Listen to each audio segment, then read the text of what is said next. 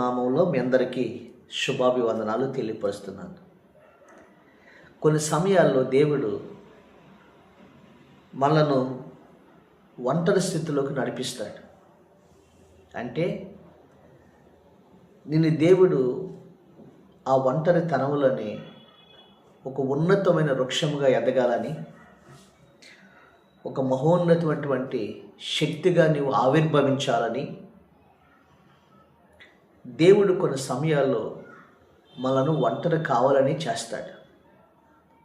అయితే ఆ ఒంటరితనాన్ని బట్టి మనం అటు ఇటు కదిలిపోకుండా ఎప్పుడైతే దేవుడి సన్నిధిలో ఆయన పాదాల దగ్గర ప్రార్థన చేస్తామో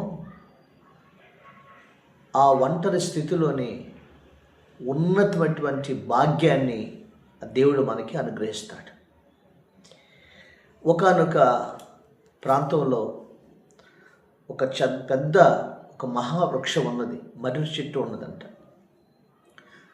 ఆ చెట్టు కింద ఒక చిన్న మొక్క ఉంది, ఒక చిన్న మొక్క ఎదుగుతూ ఉంది. అయితే ఆ మహా చెట్టు నీడలో ఈ చిన్న చెట్టు బతుకుతూ ఉండేది. ఆ చెట్టును చూసుకుని ఈ చెట్టు చాలా గర్వపడుతూ ఉండేది.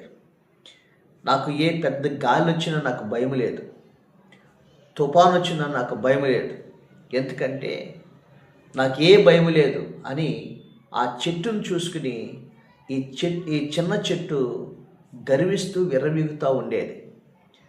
ఒకానొక సమయం వచ్చింది, చెట్టు నరికేవాడు వచ్చాడు. ఈ మహావృక్షమైనటువంటి ఈ మర్రి చెట్టుని నరికేశాడు. ఎప్పుడైతే నరికేశాడో ఉన్నపాటున దాని నీడలో పెరుగుతున్నటువంటి ఈ చిన్న చెట్టు ఇప్పుడు నీడలేని చెట్టు అయిపోయింది, ఒంటరి చెట్టు అయిపోయింది. ఆ ఎడారిలో, ఆ ప్రాంతంలో. అయ్యో ఏంటి ఇప్పుడు నా పరిస్థితి? ఇప్పుడు గాలికి నేను ఎలా తట్టుకోవాలి? ఈ ఎండకి నేను ఎలా తట్టుకోవాలి అని చాలా బాధపడుతూ ఒంటరిదాన్ని అయిపోయిందని చెప్పేసి ఆ చెట్టు ఎంతగానో మరి భయపడుతూ ఉంది. అలాగనే ఆ చెట్టు మీదకి సూర్యరశ్మి వచ్చింది, ఎండ పడుతూ ఉంది. ఇప్పుడు డైరెక్ట్గా ఆ చెట్టు మీదకి ఎండ వచ్చింది. ఆ తర్వాత గాలి వీస్తూ ఉంది, అటు వంగుతుంది ఇటు వంగుతుంది. ఆ గాలిని ఆహ్వానించుకుంటుంది ఈ చెట్టు. వర్షం పడుతుంది ఇప్పుడు తిన్నగా. ఆ చెట్టు కింద ఉన్నప్పుడు సూర్యరశ్మి పడేది కాదు, వర్షం అంతగా దానిపై ఉండేది కాదు, గాలి అంతగా దీన్ని అనుభవించేది కాదు. ఇప్పుడు డైరెక్ట్గా ఈ ఒంటరిగా ఉన్న చెట్టు మీద ఈ ఎండ పడుతుంది, వర్షం పడుతుంది, చివరికి గాలి వీస్తూ ఉంది. తర్వాత ఈ చుట్టుపక్కల ఉన్నటువంటి జంతువుల నుండి ప్రాణభయంతో తప్పించుకుంటూ ఉంటుంది. ఈ విధంగా ఆటుపోట్లను ఎదుర్కొంటూ ఇప్పుడు ఒంటరిగానే ఒక శక్తిగా ఎదుగుతుంది. చివరికి తుఫాను తట్టుకుంది, ఎండను తట్టుకుంది, వేడిని తట్టుకుంది, ఈ చుట్టుపక్కల జంతువులను కూడా తట్టుకొని అది మహావృక్షమై చివరికి ఆ మహావృక్షంగా మారిపోయింది ఈ ఒంటరి చెట్టు. అప్పుడు ఆ చెట్టు నీడకి అనేక మంది ఆ చెట్టు నీడకి వచ్చి ఆస్వాదిస్తూ ఉన్నారు, నీడని సేదతీరుతూ ఉన్నారు. అనేక మందికి ఆశ్రయాన్నిచ్చే చెట్టుగా ఈ చెట్టు ఇప్పుడు ఆశీర్వదించబడింది. దేవునికి స్తోత్రం కలుగును గాక. ప్రభునందు ప్రియులారా, మన జీవితాల్లో కూడా మనం ఎవరినైతే ఆధారం చేసుకుని బతుకుతామో కొన్ని సమయాల్లో ఆధారాన్ని మనం కోల్పోతాం. ఎవరిని చూసైతే మనం గర్విస్తామో కొన్ని సమయాల్లో వాళ్ళు దూరం చేస్తాడు దేవుడే. ఈ రోజున ఎందుకంటే నిన్ను దేవుడు నీవు అనేకులకు ఆధారంగా ఉండాలని, అనేకులకు నీవు ఆశ్రయంగా ఉండాలని, అనేకులకు నీవు అప్పిచ్చేదానిగా ఉండాలని, అనేకులకు నీవు మరి దేవుడి సన్నిధిలో ఉన్నతమైన స్థితిలో కనిపించాలనేది దేవుడి ఉద్దేశం. కాబట్టి కొన్ని సమయాల్లో మనం ఎవరైతే ఆధారం చేసుకుంటామో వాళ్ళకు దూరం అయిపోతారు. మనం దేన్నైతే ఆశ్రయిస్తామో అది మనకు దూరం అయిపోయింది. కొన్ని సమయాల్లో అందరూ మనల్ని ఒంటరిగా చేస్తాడు. ఇది కూడా దేవుని ప్రణాళికలో ఒక భాగమని గుర్తించి ఆ దేవుని సన్నిధిలో నిలకడగా నువ్వు బ్రతుకు. శ్రమల్లోనైనా, అలాగే నిందల్లోనైనా, కరువులోనైనా, కష్టములోనైనా ప్రతి విషయంలో దేవుణ్ణి ఆధారం చేసుకుని నువ్వు బ్రతికితే ఆ ఆధారము పోతున్నటువంటి దేవుడు అన్ని విషయాల్లో నీకు అండగా నిలబడతాడు. అంతులేని శక్తిగా నిన్ను దేవుడు మహావృక్షముగా ఎదిగిస్తూ ఉంటాడు. అలాగనే మరి శారాయి దాసినటువంటి హాగరు ఉంది కదా, ఈ హాగరు శారా తన భర్తకి భార్యగా చేసింది. తన భర్తకి భార్యగా చేసినప్పుడు ఈ హాగరు ఏం చేసిందంటే కొన్ని సమయాల్లో గర్వించింది. అక్కడ నాకేంటి, నా యజమానుడు, నాకు యజమానుడు ఉన్నాడు, నా భర్తగా ఉన్నాడు, ఏ ఏ యజమాని దగ్గర అయితే నేను దాసిగా పనిచేశానో ఇప్పుడు ఆయనే నాకు భర్త అయ్యాడు అని ఆ హాగరు ఏం చేసిందంటే చారాని తృణీకరించిందంట, నీచమైన దానిగా చూసిందంట. గమనిస్తున్నారండి? శారాని చాలా మరి ఆ బాధలకు గురి చేసిందంట. శారాని అంత తృణీకారం చేసిందంట హాగరు. గమనిస్తున్నారా? దాసినటువంటి హాగరు ఏం చేసిందంటే శారాని తృణీకారం చేసిందంట, తృణీకరించిందంట. అలాంటి సమయంలో మరి అప్పుడు హాగరు కూడా గర్భవతి అయింది. గర్భవతి అయిన తర్వాత కూడా ఈ ఎవరైతే శార తీశారో ఆ శారాని ఈ హాగరు తృణీకరించడం ప్రారంభించింది. అలాంటి సమయంలో అప్పుడు దేవుడే హాగరుని జ్ఞాపకం చేసుకోండి, దేవుడే హాగరుని ఒంటరి చేయటం ఇష్టపడ్డాడు. చూడండి, ఆదికాండము 16వ అధ్యాయం చూడండి, జాగ్రత్తగా వినండి. ఇక్కడ ఒక మాట అంటుంది, 4వ వచనం. అతడు హాగరుతో మరి అతడు హాగరుతో పోయినప్పుడు అది గర్భవతి అయ్యను. అది తను గర్భవతిని తెలుసుకున్నప్పుడు తన యజమానురాలు దాని దృష్టికి నీచమైనది ఆయనను. చూసారండి, యజమానురాలని శారా ఏం చేస్తుంది? శారా యజమానురాలు కదా, దాసి శారాయికి దాసి, కానీ దాసి అయిన హాగరుకి శారా యజమానురాలు. ఎప్పుడైతే గర్భవతి అయిందని తెలుసుకుని ఈ హాగరు యజమానురాలైనటువంటి శారాని నీచమైన దానిగా చూస్తుందంట. మీకు అర్థమైందా? చూసేవాడిని నేను గర్భం ధరించాను, ఇప్పుడు నా భర్త యజమానుడు, కానీ శారాని నీచమైన దానిగా చూస్తుందంట. జాగ్రత్తగా వినండి. ఆ విధంగా మరి ఒక మాట అంటుంది, అప్పుడు శారాయి 16వ అధ్యాయం 5వ వచనం. అప్పుడు శారాయి, నా ఉసురు నీకు తగులును, నేనే నా దాసిని నీ కౌగిటికి ఇచ్చిన తర్వాత తాను గర్భవతిని తెలుసుకున్నప్పుడు నేను దాని దృష్టికి నీచమైన దాని అయితిని, నాకును నీకును యెహోవా న్యాయం తీర్చును కానీ అబ్రహాముతో అనెను. దేవుని స్తోత్రం.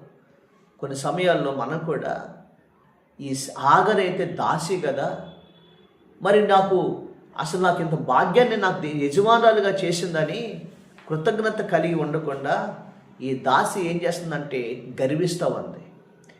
తాను యజమానురాలు నీచంగా చూస్తుంది, ఉసిరి పెడతా ఉంది.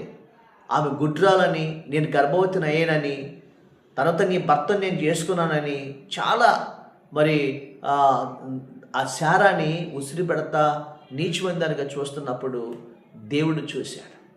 దేవుడు చూసి తర్వాత కుమారుడు పుట్టిన తర్వాత అబ్రహాముతో దేవుడు చెప్పాడు, హాగరుని తీసుకెళ్ళిపోయి అరణ్యంలో వదిలిపెట్టమన్నాడు దేవుడే.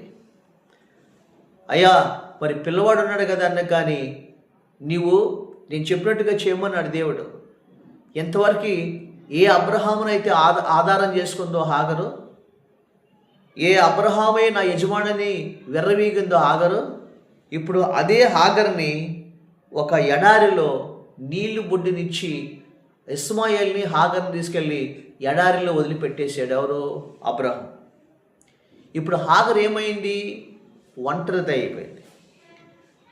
హాగరు ఒంటరిది అయిపోయింది. మనం జాగ్రత్తగా మనం చూసినట్లయితే హాగరు ఒంటరిది అయిపోయింది.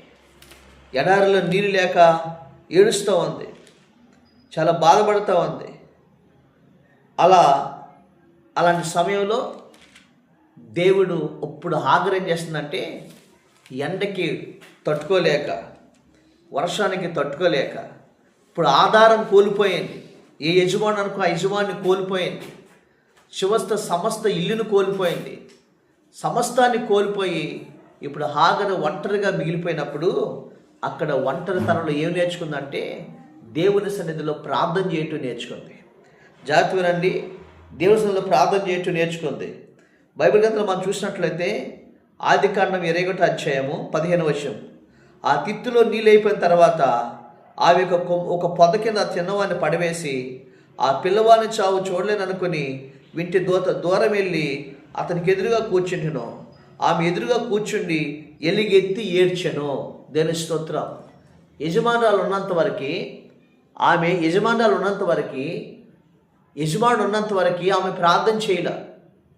నాకేంటి అన్ని ఆస్తులు ఉన్నాయి, యజమానుడు అన్నాడు, నేను యజమానురాలికి భార్యనయ్యాను అని గర్వించింది. కానీ ఇప్పుడు దేవుడు ఒంటరిగా చేస్తే ఇప్పుడు హాగరని ఇప్పుడు ఏం చేస్తుందంటే, చుట్టూ ఎడారి, ఆటుపోట్లు, కష్టము, నష్టము సమస్తం తానే ఉన్నారు. తన సమస్త ఆధారం లేకుండా పోయింది. ఇప్పుడు దేవుణ్ణి ఆధారం చేసుకుని ఎలుగెత్తి ఏడ్చి ప్రార్థన చేస్తున్నప్పుడు, కన్నీరుగార్చి ప్రార్థన చేస్తూ ఉన్నప్పుడు దేవుడు హాగర్ దగ్గరికి వచ్చాడు.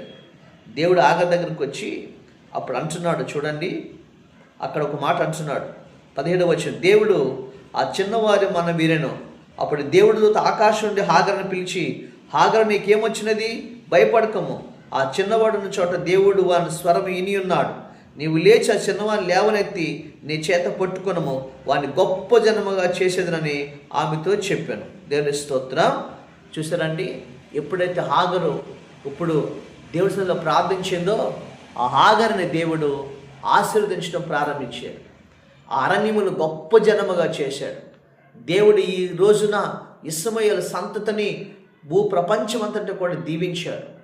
ఆ గలుపు ప్రాంతాల్లో ఆ పట్టణ ప్రాంతం ఈ రోజున ఉన్నతమైనటువంటి ధన సంపదలుగా దీవించాడు. ఇప్పుడు హాగర్కు ఒక పేరు వచ్చింది. హాగర్ సంతతిని దీవించాడు. ఈ రోజున అనేకులకు ఆ ముస్లిం ఆ దేశాలకి హాగర్నకు తల్లిగా చేశాడు. దేవుడు ఆమెను కూడా ఒక ప్రత్యేకంగా దీవించినట్లుగా మనం చూస్తున్నాం. ఇప్పుడు హాగరుని అనేకులకు ఆశ్రయమైన తల్లిగా హాగరుని దేవుడు ఆస్వాదించాడు. దేవుని స్తోత్రం కలుగునుగా. ఈరోజు వాక్యం ఇచ్చిన దేవుడి బిడ్డలారా, కొన్ని సమయాల్లో ఒంటరిగా మనం ఉన్నప్పుడు ఆ ఒంటరితనంలో జంటగా దేవుడు మనకు మిగులుతాడు. ఒంటరిగా చేయటానికి కారణం ఏంటంటే, నీ ఒక మహోన్నతమైన శక్తిగా ఎదగాలని, ఉన్నత స్థితిలో నువ్వు దీవించబడాలని, వారిలో ఒంటరైన వాడు 1000 మందగును, ఎన్నిక లేనివాడు బలమైన జనమగనని ప్రభు చెప్పాడు. ఈ రోజున ఒంటరితనంగా ఉన్నావా? దేవుడు నన్ను వదిలిపెట్టేసాడు అనుకుంటున్నావా? అందరూ నన్ను విడిచిపెట్టేసాడు అనుకుంటున్నావా? లేదు. దేవుడికి ప్రణాళిక నీ మీద కలిగి ఉన్నాడు. ఈ ఒంటరి పోరాటంలో దేవుణ్ణి ఆధారం చేసుకో. ఆ దేవుడు నిన్ను ఉన్నతమైనటువంటి ఒక శక్తిగా మారుస్తాడు. అనేకులకు నిన్ను ఆశ్రయంగా నీ నీడకు వచ్చేవారుగా దేవుడు దీవిస్తాడు. అనేకులకు నీవే ఒక ఆశ్రయంగా ఉండబోతున్నావు. నువ్వు దీవెనకరంగా మారిపోతున్నావు. దేవుడు నేను ఈ రోజున ఆ స్థితిలోకి దేవుడు నడిపించబోతున్నాడు. దేవుని స్తోత్రం కలుగును గాక. కాబట్టి నీవు కూడా దేవుని ఆధారం చేసుకో, దేవుడి సన్నిధిలో ప్రార్థించు. ఆ దేవుడి మీద నువ్వు ఆనుకో. ఉన్నతమైన స్థితిలోకి దేవుడిని నడిపిస్తాడు. అలాంటి కృప దేవుని యొక్క దయచేయను గాక. పరిశుద్ధుడైన మా తండ్రి, కృతజ్ఞతాస్తుతులు స్తోత్రాలు చెల్లిస్తున్నాం.